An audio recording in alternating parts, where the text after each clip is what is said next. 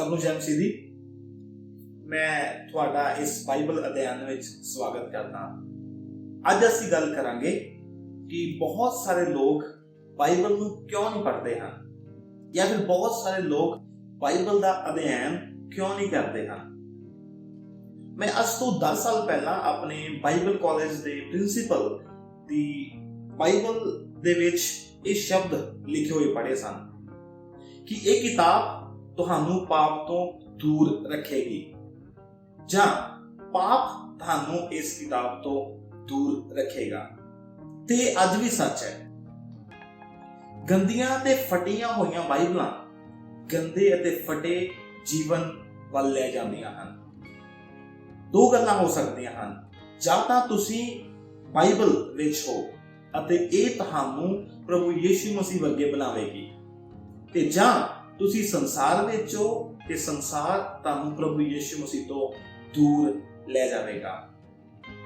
ਮਨੁੱਖੀ ਇਤਿਹਾਸ ਦੀ ਸਭ ਤੋਂ ਜ਼ਿਆਦਾ ਛਾਪੀ ਜਾਣ ਵਾਲੀ ਕਿਤਾਬ ਬਾਈਬਲ ਹੀ ਹੈ। ਬਹੁਤ ਸਾਰੇ ਲੋਕਾਂ ਕੋਲੇ ਬਾਈਬਲ ਹਨ। ਕਈਆਂ ਕੋਲ 1 ਹੈ, ਕਈਆਂ ਕੋਲੇ 2 ਹੈ, ਕਈਆਂ ਕੋਲੇ 5 ਹੈ, ਕਈਆਂ ਕੋਲੇ 10 ਤੇ ਕਈਆਂ ਕੋਲੇ ਹੋਰ ਵੀ ਬਹੁਤ ਜ਼ਿਆਦਾ ਨੇ। ਪਰ ਬਹੁਤ ਘੱਟ ਲੋਕ ਹਨ ਜੋ ਬਾਈਬਲ ਦਾ ਅਧਿਐਨ ਕਰਦੇ ਹਨ ਜਾਂ ਜੋ ਬਾਈਬਲ ਨੂੰ ਪੜ੍ਹਦੇ ਹਨ। ਕੌਣ ਬਾਈਬਲ ਨੂੰ ਪੜ੍ਹਦਾ ਹੈ? ਅਮਰੀਕਾ ਵਿੱਚ 2006 ਵਿੱਚ ਇੱਕ ਸਰਵੇ ਹੋਇਆ ਸੀ ਤੇ 47% ਲੋਕਾਂ ਨੇ ਆਖਿਆ ਕਿ ਉਹ ਹਫ਼ਤੇ ਵਿੱਚ ਸਿਰਫ ਇੱਕ ਵਾਰ ਬਾਈਬਲ ਨੂੰ ਪੜ੍ਹਦੇ ਹਨ। ਤੇ ਇਸ ਤੋਂ ਵੀ ਇੱਕ ਪੁਰਾਣੇ ਸਰਵੇ ਵਿੱਚ 82% ਲੋਕਾਂ ਨੇ ਆਖਿਆ ਸੀ ਕਿ ਉਹ ਮਹੀਨੇ ਵਿੱਚ ਸਿਰਫ ਇੱਕ ਵਾਰ ਬਾਈਬਲ ਨੂੰ ਪੜ੍ਹਦੇ ਹਨ। ਤੇ ਕਈਆਂ ਨੂੰ ਤਾਂ ਅੰਜੀਲਾਂ ਦੇ ਨਾਮ ਵੀ ਨਹੀਂ ਪਤਾ ਸੀ। ਤੁਸੀਂ ਕਦੇ ਕਿਸੇ ਘਰ ਵਿੱਚ ਬਾਈਬਲ ਪਈ ਹੋਈ ਵੇਖੀ ਹੈ ਜਿਸ ਦੇ ਉੱਪਰ ਮਿੱਟੀ ਪਈ ਹੋਈ ਹੈ ਜਾਂ ਫਿਰ ਜਾਲਾ ਲੱਗਿਆ ਹੋਇਆ ਹੈ? ਜਾਂ ਫਿਰ ਤੁਸੀਂ ਕਦੇ ਕਿਸੇ ਦੀ ਕਾਰ ਵਿੱਚ ਬਾਈਬਲ ਨੂੰ ਪਏ ਹੋਏ ਵੇਖਿਆ? ਕੁਝ ਲੋਕ ਐਤਵਾਰ ਨੂੰ ਚਰਚ ਜਾਣ ਵੇਲੇ ਹੀ ਬਾਈਬਲ ਨੂੰ ਚੁੱਕਦੇ ਹਨ ਅਤੇ ਵਾਪਸ ਆ ਕੇ ਉੱਥੇ ਹੀ ਰੱਖ ਦਿੰਦੇ ਹਨ ਅਤੇ ਫਿਰ ਅਗਲੇ ਐਤਵਾਰ ਤੱਕ ਬਾਈਬਲ ਨੂੰ ਹੱਥ ਵੀ ਨਹੀਂ ਲਗਾਉਂਦੇ ਹਨ। ਅਸੀਂ ਇਹ ਕੀਮਤ ਪਰਮੇਸ਼ਰ ਦੇ ਵਚਨ ਨੂੰ ਦਿੰਦੇ ਹਾਂ। ਅੱਜ ਬਾਈਬਲ ਨੂੰ ਖਰੀਦਿਆ ਜਾਂਦਾ ਹੈ, ਬਾਈਬਲ ਨੂੰ ਚਰਚ ਲਿਜਾਇਆ ਜਾਂਦਾ ਹੈ, ਲੇਕਿਨ ਬਾਈਬਲ ਦਾ ਅਧਿਐਨ ਨਹੀਂ ਕੀਤਾ ਜਾਂਦਾ ਹੈ। ਅੱਜ ਅਸੀਂ ਕੁਝ ਕਾਰਨ ਲਿਖਾਂਗੇ ਜੋ ਲੋਕ ਕਹਿੰਦੇ ਹਨ ਕਿ ਉਹ ਬਾਈਬਲ ਦਾ ਅਧਿਐਨ ਜਾਂ ਫਿਰ ਬਾਈਬਲ ਨੂੰ ਕਿਉਂ ਨਹੀਂ ਪੜ੍ਹਦੇ ਹਨ। ਕੁਝ ਲੋਕ ਇਹ ਕਹਿ ਸਕਦੇ ਹਨ ਕਿ ਉਹਨਾਂ ਕੋਲ ਸਮਾਂ ਨਹੀਂ ਹੈ।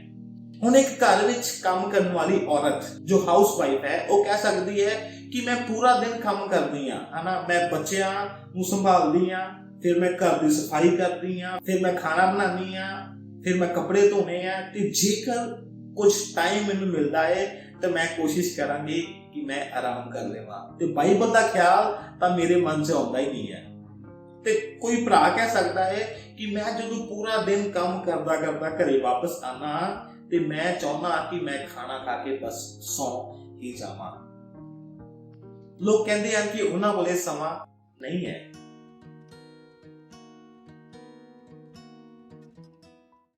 ਕੁਝ ਲੋਕ ਕਹਿੰਦੇ ਹਨ ਕਿ ਮੈਂ ਤਾਂ ਇੱਕ ਆਮ ਇਨਸਾਨ ਹਾਂ। ਲੋਕ ਕਹਿੰਦੇ ਹਨ ਕਿ ਉਹਨਾਂ ਨੂੰ 10 ਹੁਕਮ ਯਾਦ ਹੈ ਅਤੇ ਬਾਈਬਲ ਦੀ ਇੱਕ ਆਇਤ ਯਹੋਵਾ ਮੇਰਾ ਅਯਾਲੀ ਹੈ, ਇਹ ਤਾਂ ਯਾਦ ਹੈ, ਲੇਕਿਨ ਜਦੋਂ ਗੱਲ ਬਾਈਬਲ ਦਾ ਅਧਿਐਨ ਕਰਨ ਦੀ ਆਉਂਦੀ ਹੈ ਤੇ ਇਹ ਮੈਂ ਆਪਣੇ ਪਾਦਰੀ ਜਾਂ ਫਿਰ ਪਾਸਟਰ ਤੇ ਹੀ ਛੱਡ ਦਿੰਦਾ ਕਿ ਉਹਨਾਂ ਨੇ ਬਾਈਬਲ ਟ੍ਰੇਨਿੰਗ ਕੀਤੀ ਹੋਈ ਹੈ, ਉਹੀ ਬਾਈਬਲ ਨੂੰ ਪੜ੍ਹਨ, ਬਾਈਬਲ ਦਾ ਅਧਿਐਨ ਕਰਨ ਅਤੇ ਸਾਨੂੰ ਦੱਸ ਦੇਣ। ਤੇ ਜੇਕਰ ਮੇਰਾ ਕੋਈ ਸਵਾਲ ਹੋਊਗਾ ਤੇ ਮੈਂ ਉਹਨਾਂ ਨੂੰ ਪੁੱਛ ਲਵਾਂਗਾ। ਸ਼ਾਇਦ ਤੁਸੀਂ ਵੀ ਕਹਿ ਸਕਦੇ ਹੋ ਕਿ ਮੈਂ ਤਾਂ ਇੱਕ ਆਮ ਇਨਸਾਨ ਹਾਂ ਅਤੇ ਮੈਂ ਕੋਈ ਬਾਈਬਲ ਟ੍ਰੇਨਿੰਗ ਵੀ ਨਹੀਂ ਕੀਤੀ ਹੈ, ਇਸ ਕਰਕੇ ਮੈਂ ਬਾਈਬਲ ਦਾ ਅਧਿਐਨ ਨਹੀਂ ਕਰਦਾ ਹਾਂ।